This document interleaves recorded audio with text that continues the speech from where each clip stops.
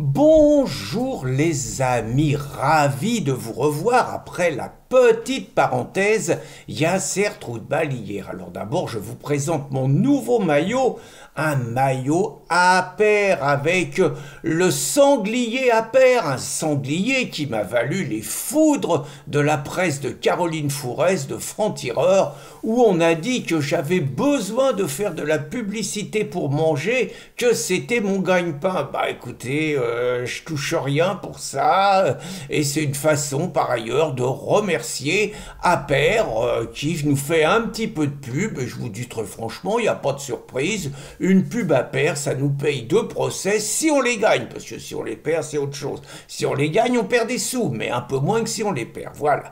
Donc, bah écoutez, j'ai envie de vous commenter un petit peu l'actualité autour de notre choupinet national. Parce que franchement, le mec, il est solide, il a des convictions, il ne vacille pas à la première tempête. Parce qu'il était quand même dans une situation difficile.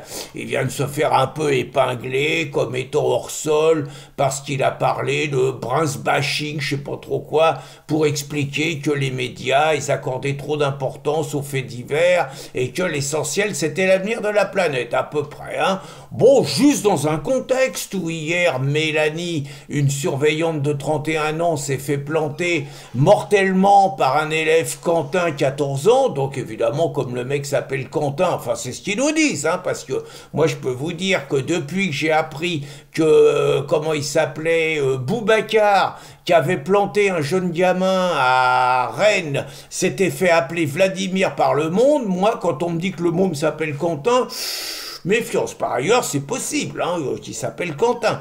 Donc, Mélanie, donc, mortellement tuée. Bah, écoutez, ça continue. La mère d'un petit gamin de 14 ans, j'ai un trou de mémoire, c'est pas grave, hein, d'un petit gamin de 14 ans tué à Paris, interrogé sur BFM, bah gueule après Elisabeth Borne, qui avec toutes les responsabilités qu'elle a eues, prend aucune décision pour que ça s'arrête, mais dit qu'il faut réfléchir et pas céder à l'impulsivité. Elias, le gamin, hein, et pas céder à l'impulsivité. Le père du petit Benoît, 17 ans, tué par un migrant de 16 ans qui avait rien à foutre en France. En gros, le mec il dit que s'il croise l'assassin, il aimerait le buter. Bon, ça continue quoi. Il y a quelques semaines, une gamine de 14 ans tuée de 57 coups de couteau par un mec. On nous dit absolument pas que le mec il est d'origine turque, donc il est probablement musulman. Et puis bon, c'est un ensemble. Et donc, face à lui, Léa Salamé, dont on peut penser compagne épouse Glucksmann, parenthèse, un service public, je vous laisse imaginer, supposer qu'une journaliste soit maquée avec Jordan Bardella et qu'elle présente des émissions grand public. Est-ce que vous croyez que la gauche ne nous ferait pas un cinéma pas possible pour nous dire qu'il y a confusion des genres, qu'il y a conflit d'intérêts, que c'est pas possible et qu'il faut la virer? Léa Salamé, épouse Glucksmann, elle est du bon côté, tout le monde lui fout la paix, Macron comme la gauche. Et donc on peut supposer qu'ils ont répété leur entretien exactement comme les combats de catch se répètent avant et qu'elle a posé des questions qui dérangeaient pas Choupinet. Et donc elle a fait le coude, monsieur le président, vous croyez pas quand même, une femme tuée dans une école, Bruns bashing, croyez pas que vous paraissez déconnecté. Et là Choupinet, il a été grandiose, il a dit pas du tout et il a tapé comme une brute. Rien à branler de la nana qui est morte, rien à branler des Français qui meurent et tout.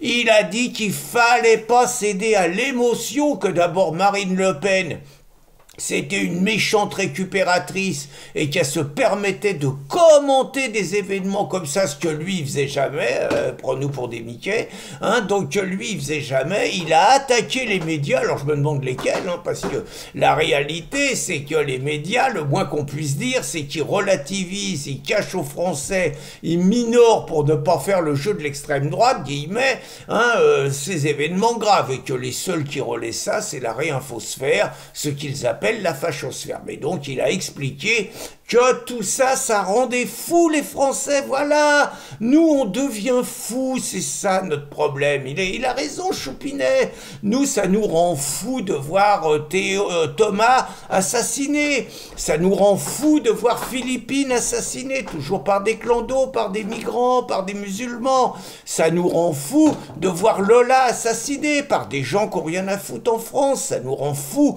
de voir Laura et Morane assassinés. Et puis, ça nous rend fou de voir Elias assassiné d'un coup de machette en pleine rue dans Paris. C'est vrai, ça nous rend fou, on n'a pas de maîtrise de nous, on n'a pas le recul, parce qu'il a raison, Choupinet. Qu'est-ce que c'est qu'une Mélanie qui se fait tuer par un élève français? D'autre part, on insiste beaucoup là-dessus, hein, français. Qu'est-ce que c'est? Attendez, il y a combien de morts dans l'année en France? Il y a 600 000 morts. 600 000 morts, ça fait 2000 morts par jour.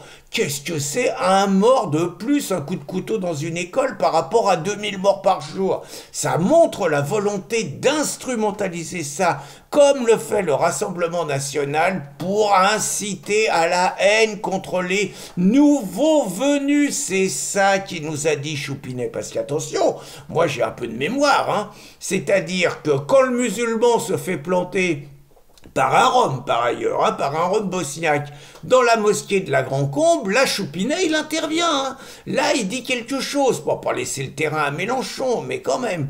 Quand la racaille Naël Merzouk se fait tuer par un policier alors qu'il était en train d'essayer de se tirer, hein, et que en général un président commande pas un truc comme ça quand il y a une enquête, là le président de la République, quand c'est une racaille islamisée multirécidiviste qui se fait tuer, là il sort de sa réserve et là il commente.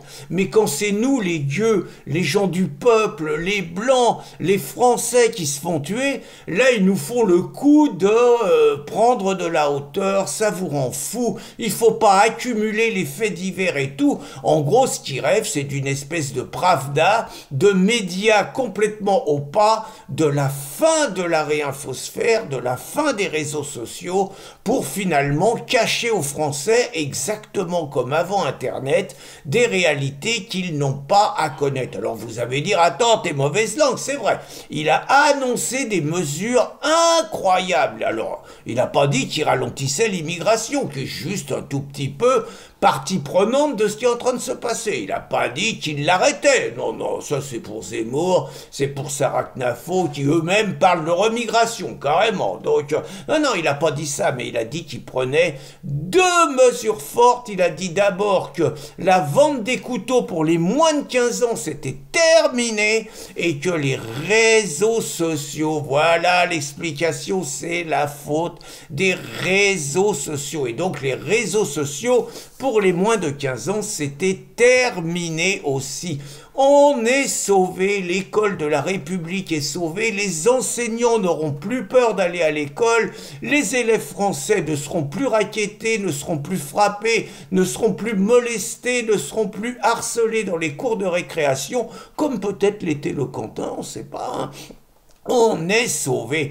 Alors je vous mets quand même, pour faire un petit peu un contrepoids, cette formidable intervention d'une femme admirable qui était leader de Pegida en Allemagne dans les années 2015-2017 et qui, à l'occasion des 10 ans de riposte laïque, nous avait fait une vidéo exceptionnelle. Je vous ai mis le début de sa vidéo, mais je vous engage à tout. Qu'est-ce qu'elle dit? Elle dit que les élites politiciennes sont protégées, elles, par des policiers, ils vivent dans les quartiers surveillés, ils ne sont jamais confrontés à ceux qu'ils envoient au peuple, et il dit que le peuple, lui, il reçoit des coups de couteau dans les supermarchés, dans les files d'attente, que ses enfants se font agresser à l'école, et que finalement, les élites occidentales mènent une guerre sans pitié, une guerre raciste, contre les peuples blancs, contre les peuples français, les peuples allemands, l'ensemble des peuples européens. Eh bien, quand on entend Macron hier, je crois qu'on a le résumé le résumé vraiment palpable des formidables propos qu'avait tenu Tatiana Festerling. Et je vous invite vraiment, outre cette vidéo que je vous recommande de faire circuler, je vous invite vraiment à réécouter, ne fût-ce que si vous voulez pas faire trop long, les 3 premières minutes de la vidéo de Tatiana Festerling. Bonne journée les amis!